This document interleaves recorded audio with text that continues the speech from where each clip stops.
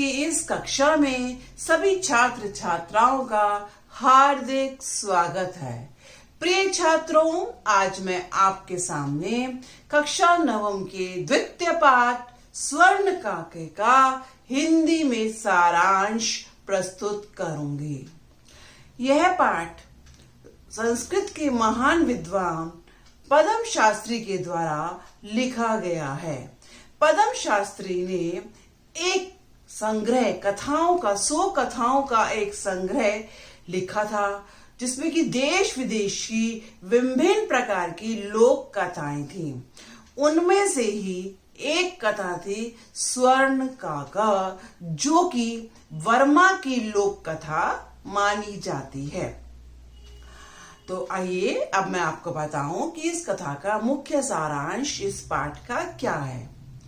कहानी कैसे शुरू होती है कि एक बार प्राचीन काल में, पुराने समय में, एक वृद्धा अपनी बेटी के साथ रहती थी।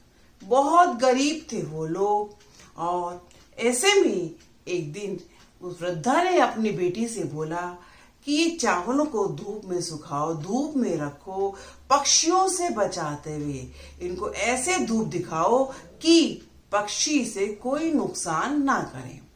आज्ञाकारी पुत्री ने उसको धूप में रख दिया, लेकिन रखने के कुछ समय बाद ही वहां एक कौवा आया। विचित्र कौवा हम कहेंगे जिसे, विचित्र कौवा आया और उसने उन्हें खाना शुरू कर दिया। विचित्र इसलिए कहा क्योंकि उस कौवे की चांदी की चोंच और सोने के पंख थे। ऐसा कौवा आकर उन्हें खाने लगा। ये देखकर वो लड़की दुखी हुई, बहुत दुखी हुई, और उसने रोते हुए उस कौवे से कहा कि तुम इसे मत खाओ, इससे मेरी माँ बहुत दुखी होगी, हम बहुत गरीब हैं। इस तरह से कौवे ने हंसते हुए कहा, मैं तुम्हें इसका मूल्य दे दूंगा, तुम मेरे घर आना। अब घर कहाँ था उसका? उसने बतलाया कि पीपल के पेड़ के ऊपर मेरा महल है, कल सुबह तुम वहां आना, दिन निकलने पर वहां आना, मैं तुम्हें इन चावलों का मूल्य चुका दूंगा। अब यह सुनकर लड़की खुश हुई और उसको रात भर नींद ना आई खुशी के कारण कि चलो कल मुझे इन चावलों का मूल्य मिल जाएगा। अगले दिन भोर होते ही, दिन निकलते ही वह लड़की पीपल के पेड़ के पास पहुंची। वहां पहुंचकर उसने देखा कि पेड़ के ऊपर बहुत बड़ा एक सोने का महल है।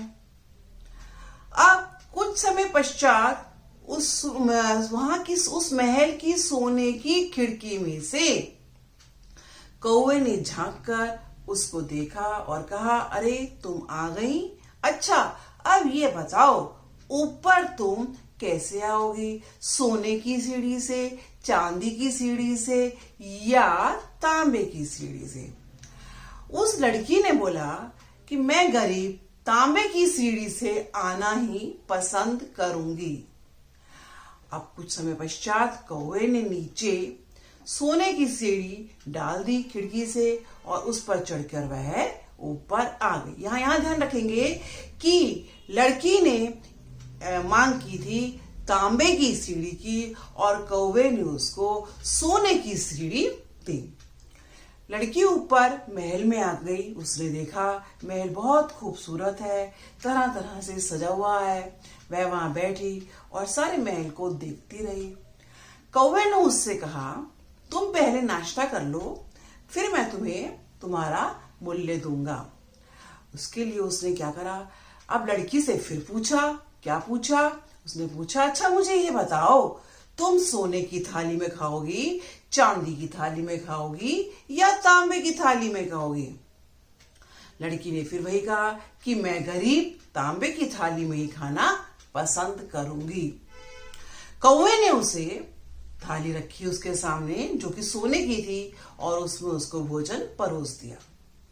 खाना खाने के बाद उसने उसको उसके चावलों का मूल्य स्वरूप उसके सामने वो 3 पेटियां लाया और कहा, इनमें से कोई एक पेटी चुन लो, अपने पास रखने के लिए, जो कि तुम्हारे चावलों का मूल्य होगा। कौन से चावल? जो चावल कौवे ने खाए थे। लड़की ने उन 3 पेटियों में से सबसे छोटी पेटी चुनी और बोला कि मेरे चावलों के मूल्य के लिए ये छोटी पेटी ही काफी है। वह पेटी, अब कौवे ने उससे कहा, बहुत अच्छा लगता अगर तुम यहाँ थोड़ा और रुकती, लेकिन तुम शीघ्र घर जाओ क्योंकि तुम्हारी मां अकेली है। लड़की घर चली गई। घर जाकर जब उसने उस पेटी को खोला तो देखा कि उसके अंदर से बहुत से हीरे जवाहरात निकले और उन सब सामान से वो लोग माँ बेटी दोनों बहुत अमीर हो गए। अब उसी क्षेत्र में एक और बूढ़ी औरत अपनी बेटी के साथ रहती थी। जब जैसे तैसे उसने इनके अमीर होने का रहस्य जाना तो उसने अपनी बेटी से कहा कि तुम भी चावलों को धूप में लेकर बैठ जाओ। अब लड़की ने भी ऐसे करा और वहां फिर वही कौवा आया। कौन सा कौवा? सोने के पंखों वाला और चांदी की चोंच वाला। वह भी वहां पे उस लड़की के भी चावलों को खाने लगा। लड़की ने मना किया तो उसने बोला मैं तुम्हें इसका मूल्य दे दूंगा। मतलब वही सारी प्रक्रिया अब दोबारा यहाँ इस दूसरी लड़की के साथ हुई जो प्रथम के साथ हुई थी। अब जब उसने बोला कौवे ने कि मैं तुम कल पीपल के पेड़ के पास आना, मैं तुम्हें वहां इसका मूल्य दूंगा, तो अगले दिन वो लड़की भी वहां पहुंची। अब कौवे ने जब वहां झांक कर देखा और जाकर उसने क्या कहा वहां जाकर कि घमंड के साथ कहा कि अरे नीच कौवे, सुनेगा ध्यान से यहाँ पर, उसने को घमंड से कहा कि अरे नीच कौवे, मेरे चावलों का मूल्य दो। और वो कौवा बाहर निकला। उसने उससे भी बिल्कुल वही प्रश्न करा कि बताओ तुम सोने की सीढ़ी से ऊपर आओगी, चांदी की सीढ़ी से ऊपर आओगी या तांबे की सीढ़ी से ऊपर आओगी? लड़की ने घमंड के साथ बोला मैं सोने की सीढ़ी से आना पसंद करूंगी। और कौवे ने उसके लिए नीचे सीढ़ी डाली तांबे की। लड़की ऊपर पहुंची। उसने भी महल को देखा। महल बहुत खूबसूरत था। और अब कौवे ने फिर उससे भी पूछा कि बताओ क्या तुम सोने की थाली में खाना पसंद करोगी, चांदी की थाली में या तांबे की थाली में? यहां इस लड़की ने कहा कि वो सोने की थाली में खाना पसंद करेगी। कौवे ने उसको तांबे की थाली दी। और फिर इतना खाना खाने के बाद, नाश्ता पानी करने के बाद कौवे ने उसके सामने 3 पेटियां रख दी। कैसे? उसके चावलों का मूल्य चुकाने के लिए, जैसे कि उसने पहली वाली लड़की के सामने रखी थी। और उससे बोला कि अपने चावलों के मूल्य स्वरूप तुम इन तीनों में से किसी एक पेटी को चुन लो। लड़की लालची थी। उसने सबसे बड़ी पेटी को चुना और उसको लेकर खुशी खुशी घर चली गई। घर जाने पर उसने जैसे ही उस पेटी को खोला, उस बड़ी पेटी को खोला, तो उसके अंदर से सांप एकदम से बाहर निकलकर आया। बस उस दिन से ही उस लड़की ने लालच करना छोड़ दिया। यहां आकर इस कथा का अंत होता है। ध्यान रखिएगा, एक लोक कथा है, तो क्या यहां पर आकर इस कथा का अंत होता है। और इस कथा का हमें संदेश यह है कि हमें कभी भी लालच नहीं करना चाहिए और अपने स्वभाव को विनम्र रखना चाहिए। तो प्यारे बच्चों, मैं उम्मीद करती हूं इससे आपको अपने संस्कृत के पाठ को समझने में आसानी रहेगी।